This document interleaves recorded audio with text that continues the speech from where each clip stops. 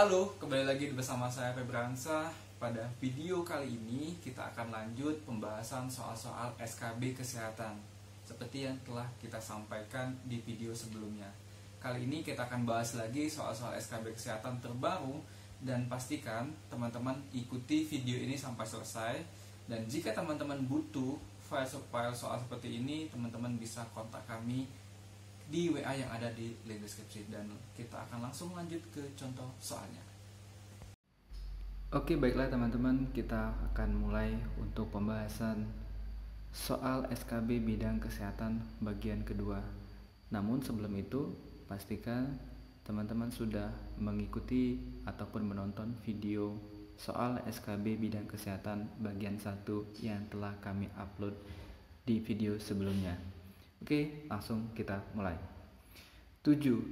Berikut yang bukan merupakan pencegahan stunting adalah: A. Pola asuh, B. Pola bermain, C. Pola makan, D. Sanitasi, E. Pola asuh dan sanitasi.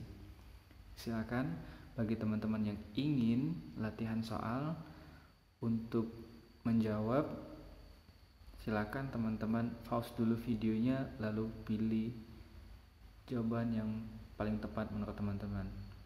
Dan di sini untuk nomor 7, jawaban yang paling tepat adalah pola bermain. Karena stunting sendiri adalah suatu kondisi ataupun masalah gizi kronis yang disebabkan oleh asupan gizi kurang dalam waktu yang lama. Jadi sudah pasti faktor pencegahan itu juga meliputi tentang pola makan, sanitasi, dan pola asuh tentunya. Jawaban yang paling tepat adalah B. Oke, next untuk soal yang selanjutnya. 8. Dalam memberikan pelayanan kesehatan, terdapat peserta. Kami ulangi, dalam memberikan pelayanan kesehatan terhadap pesertanya, BPJS Kesehatan menerapkan apa yang disebut sebagai sistem rujukan. Di dalam sistem ini telah terangkum syarat dan ketentuan bagi peserta BPJS Kesehatan yang ingin mendapatkan layanan kesehatan. Di bawah ini yang merupakan fasilitas kesehatan tingkat kedua atau Paskes 2 adalah: A. Dokter gigi spesialis, B. Praktik bidan, C. Puskesmas, D. Rumah sakit umum, E. Klinik utama. Menurut peraturan, pelayanan kesehatan di BPJS memiliki 3 tingkatan, yakni Paskes tingkat 1 itu meliputi puskesmas, klinik, dokter, dan fasilitas ini disebut juga dengan fasilitas kesehatan primer. Sedangkan fasilitas tingkat kedua ini merupakan fasilitas kesehatan spesialistik yang meliputi dokter spesialis dan dokter gigi spesialis. Sedangkan untuk Paskes lanjutan itu meliputi klinik utama atau yang setara, rumah sakit umum, dan rumah sakit khusus. Jadi jawaban yang paling tepat adalah ya, benar, tepat sekali. Jawaban A, dokter gigi spesialis. Oke, kita lanjut ke soal selanjutnya. Terdapat 5 jenis imunisasi wajib diberikan sesuai usia anak dan jadwal yang telah ditetapkan oleh pemerintah, serta tentunya berdasarkan pertimbangan dokter. Ini terdapat dalam Peraturan Menteri Kesehatan Nomor A. Peraturan Menteri Kesehatan Republik Indonesia Nomor 42 Tahun 2013 dan Nomor 12 Tahun 2015.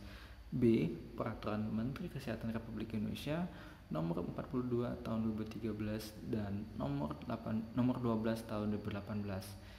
C. Peraturan Menteri Kesehatan Republik Indonesia Nomor 42 Tahun 2015 dan Nomor 12 Tahun 2017. D. Peraturan Menteri Kesehatan Republik Indonesia Nomor 18 Tahun 2013 dan Nomor 12 Tahun 2017. E. Peraturan Menteri Kesehatan Republik Indonesia Nomor 42 Tahun 2013 dan Nomor 12 Tahun 2017. Dan jawaban yang paling tepat adalah A. Peraturan Menteri Kesehatan Republik Indonesia Nomor 42 Tahun 2013 dan Nomor 12 Tahun 2015. Nanti teman-teman bisa searching untuk file-file peraturan Menteri Kesehatan tersebut yang ada di pilihan A. Oke, kita lanjut ke soal yang selanjutnya, nomor 10. Selasa 3 Maret 2020, Presiden Jokowi mengumumkan secara langsung terkait adanya 2 WNI positif virus corona di dalam negeri. Dilaporkan, penyebaran virus ini gara-gara ikut dansa. 2 WNI yang positif corona merupakan warga A. Surabaya, B. Bandung, C. Depok, D. Tasikmalaya, E. Jakarta. Dan silakan teman-teman pilih dulu. Jawaban yang paling tepat adalah C. Depok. Ini adalah kejadian pertama yang disampaikan oleh Presiden Jokowi terkait positif virus corona. Oke, kita lanjut untuk sumber-sumber yang bisa teman-teman pelajari. Ini meliputi rencana strategis Kementerian Kesehatan tahun 2020-2024. Juga teman-teman bisa buka di sini di link ini. Kedua, juga teman-teman bisa baca di materi yang wajib diketahui, berisi hari besar di dunia kesehatan dan lain-lain. Ketiga, masalah stunting. 4, terkait imunisasi. 5, kesigapan menghadapi corona. Oke, kita lanjut ke soal yang selanjutnya. Program peningkatan air susu ibu ASI, khususnya ASI eksklusif, merupakan program prioritas. Hal ini dikarenakan memberikan dampak luas terhadap status gizi dan kesehatan balita.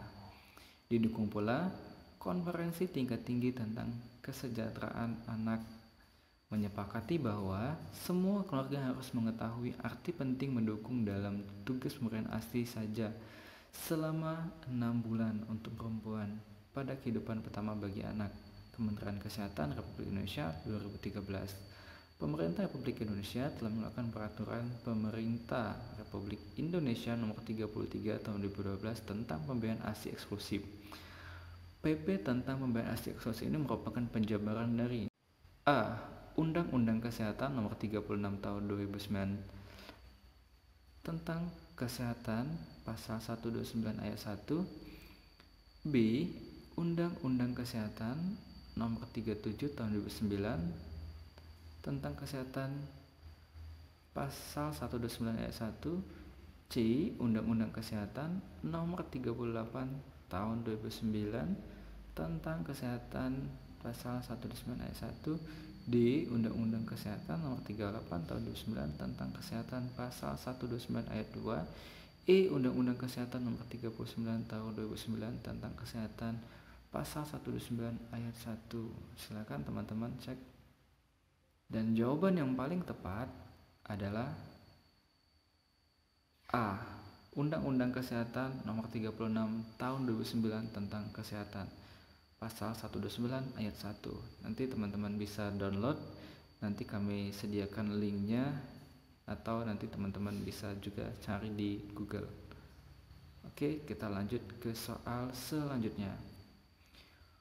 Pada pasal 82 ayat 1 Undang-Undang Ketenagakerjaan nomor 13 tahun 2003 menyatakan bahwa pengusaha yang tidak memberikan istirahat sebelum dan sesudah melahirkan dengan rincian titik-titik bisa dikenakan sanksi pidana penjara.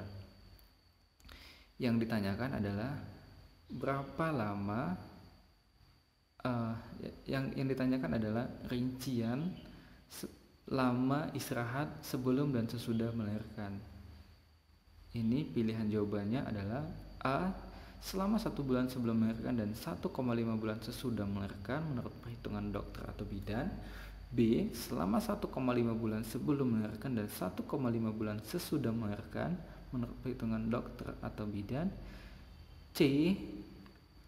Selama 1 bulan sebelum melahirkan dan 2 bulan sesudah melahirkan menurut perhitungan dokter dan bidan atau bidan. D. Selama 2 bulan sebelum melahirkan dan 1,5 bulan sesudah melahirkan menurut perhitungan dokter atau bidan. E. Selama 2 bulan sebelum melahirkan dan 1 bulan sesudah melahirkan menurut perhitungan dokter atau bidan. Dan pengusaha yang tidak memberikan istirahat sebelum dan sesudah melahirkan dengan rincian Jawaban yang paling tepat adalah selama 1,5 bulan sebelum melahirkan dan 1,5 bulan sesudah melahirkan menurut perhitungan dokter atau bidan. Jadi teman-teman bisa langsung cek dan recheck di pasal 82 ayat 1 Undang-Undang Ketenagakerjaan nomor 13 tahun 2003. Oke, next kita lanjut ke soal selanjutnya. 3. Berikut ini yang bukan merupakan manfaat ASI eksklusif pada bayi adalah: A. Sebagai nutrisi lengkap, B. Mudah dicerna dan diserap, C. Secara psikologis meningkatkan percayaan diri ibu, D. Meningkatkan daya tahan tubuh, E. Pelindungan alergi karena dalam ASI terdapat antibodi. Di sini pilihan A ini tepat, pilihan B juga tepat, pilihan C juga tepat.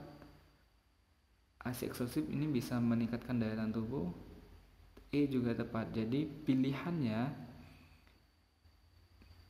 yang bukan merupakan manfaat ASI eksklusif pada bayi adalah C. Secara psikologis meningkatkan kepercayaan diri ibu, karena ini adalah manfaat pemberian ASI pada ibu. Oke, kita lanjut ke pembahasan soal selanjutnya. Nomor 4. Pernahkah Anda membaca Undang-Undang Kesehatan nomor 36 tahun 2009? Menurut undang-undang tersebut, imunisasi merupakan A. Salah satu upaya prioritas Kementerian Kesehatan untuk mencegah terjadinya penyakit menular yang dilakukan sebagai salah satu bentuk nyata komitmen pemerintah untuk menurunkan angka kematian pada anak. B. Upaya kesehatan masyarakat yang telah diselenggarakan di Indonesia sejak 1950. C. Upaya memerangi kanker.